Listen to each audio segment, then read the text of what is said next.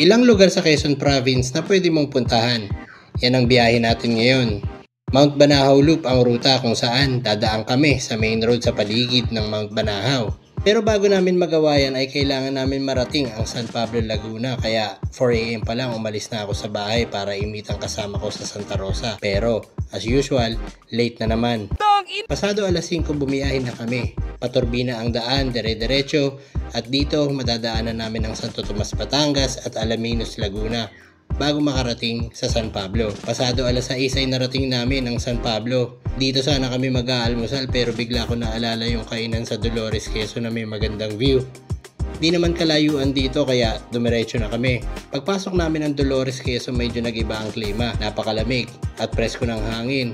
Along the way ay may nadaanan kaming view deck na may solid ng view ng Mount Banahaw.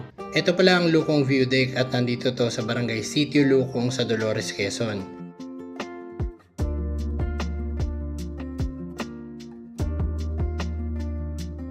Five minutes mula sa view deck ay narating namin ang Kalinga Happy Place. Almusal muna, kape at in-enjoy muna ang view. 21 kilometers mula dito ay pupunta naman tayo sa bayan ng Tiaong, Quezon. Maganda ang panahon, maganda ang paligid kaya enjoy talaga ang ride.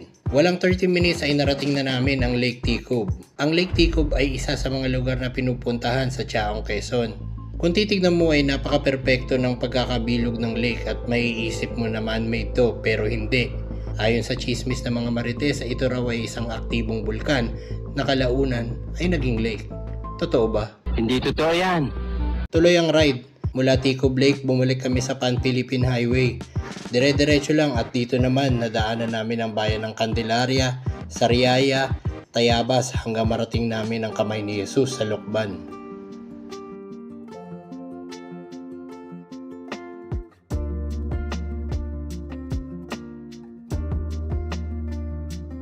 Late lunch lang kami dito pero hindi na kami umakyat. Napuntahan na naman namin dati to kaya nagpalipad na lang ako ng drone.